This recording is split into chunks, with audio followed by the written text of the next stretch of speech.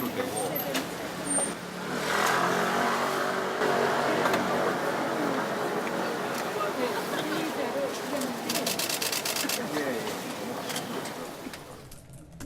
아니 80년도에 뭐 내가 몇 학년 4학년 때인가?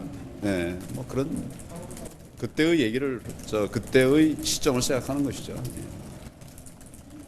그래요. 예, 수고들 하십시오. 예. 광주하고 전혀 광주는 아니에요. 네, 이 종로 출마를 선언하며 민심 잡기의 행보에 나선 황교안 한국당 대표 역사인식 논란에 휩싸였다고 봐도 무방할까요? 네, 좀 전에 민현주 의원이 저 싱크 보면서 왜 그랬을까요? 이렇게 얘기하시던데. 비공개 얘기예요.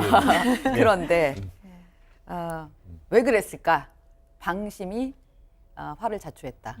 방심 속에 진심이 드러났다라는 생각이 드는데 예. 지금 저기 현장이 본인의 모교인 성균관대학교 갔다가 그 앞에서 지금 뭔가를 우걱우걱 드시면서 얘기를 하시는 거잖아요. 예.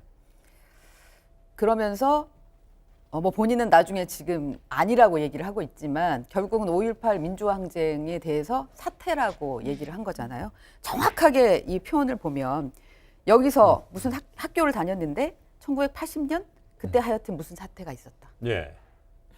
뭐 그 1980년에 무슨 사태 그래서 휴교를 했으면 그게 광주 민주화운동이죠. 근데 그 부분에 대해서 아마 학교 안에 가서 좀 편하게 얘기하려다 보니까 본인의 진심이 드러나고 말았다는 생각이 듭니다. 근데 민준이 형 조금 전에 네.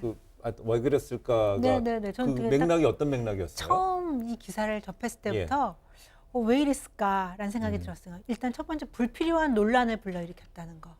그 다음에 이제 정치인이라고 하면 특히 이제 대선을 지금 꿈꾸는 분이잖아요. 대통령을. 대선을 생각한다면 국민 상식을 정확히 파악하고 인식하고 그걸 실천하려는 노력을 해야 되는데 이분은 전혀 그런 거에 대한 기본적인 컨셉이 없었던 거 아닌가 황 대표가.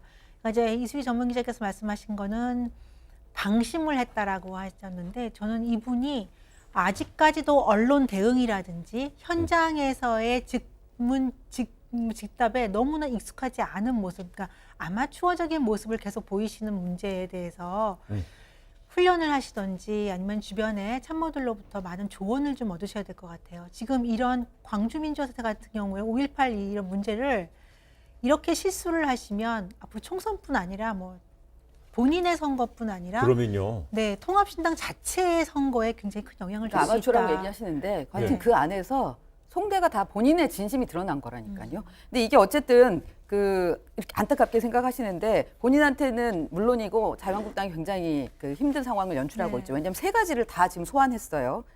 일단 사태라는 거는 군사정권의 용어입니다. 그래서 전두환 씨의 그 정당 방어 논리 당시에 그 부분을 뒷받침하는 그 용어고요. 네. 그다음에 호남뿐만 아니라 여기는 민주화 세력 전체의 분노를 일으킬 수 있는 그런 단어예요. 네. 그리고 재작년에 문제가 됐었던 이른바 이종명, 김순례, 5.18 망언 그 사태 있었지 않습니까? 결국은 황교안 대표 시절에 제대로 처리하지 못하고 갔고 가장 심하게 응징을 당했다는 이종명 의원조차도 결국은 의원총회가 이루어지지 않아서 제명 안 됐잖아요. 근데 그 부분을 다시 소환한 거예요. 그렇죠.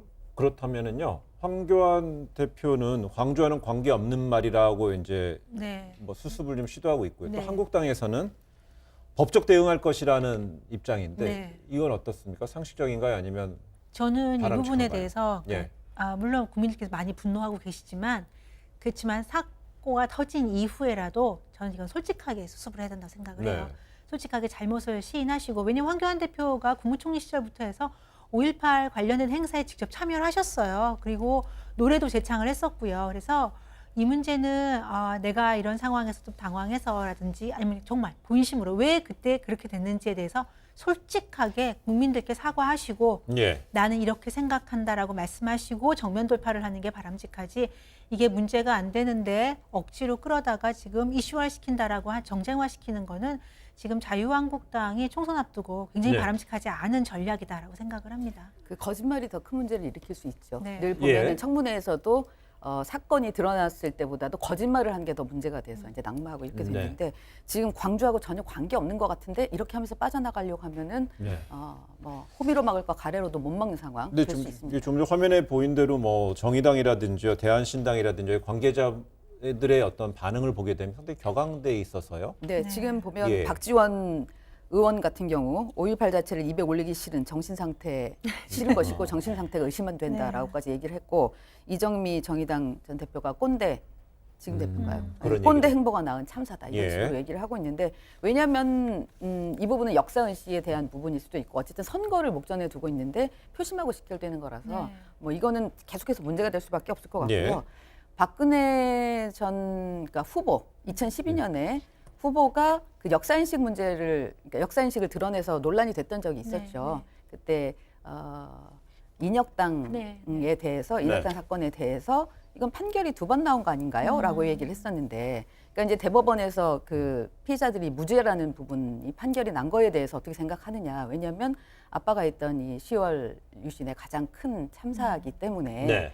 그렇게 얘기를 했을 때. 우리 아빠 때 판결은 또 달랐어요. 라는 얘기와 함께 대법원 판결이 2개라고 얘기를 했던 거거든요. 네. 그러면서 그거는 역사로 남겨두자라고 얘기를 했는데 그것 때문에 그 이후의 행보들이 굉장히 많이 꼬였고 네. 그리고 그 부분에 대해서 여전히 그 과거 독재 시절에 아버지 시대에 갇혀있는 사고방식을 갖고 있구나 이런 게 드러나서 힘들었었거든요. 네. 근데 결국 사과를 했죠. 그러면 그 네. 사과가 나오기까지가 굉장히 그렇죠. 그래서 어려웠고 이제 지지율이- 그리고 그 부분이 네. 제대로 받아들여지지 않았었죠. 그래서 아니 그래도 그때 당시에 지지율이 답보에서 하락하는 추이였다가 박근혜 전 대통령이 마지막 순간에 사과를 했어요.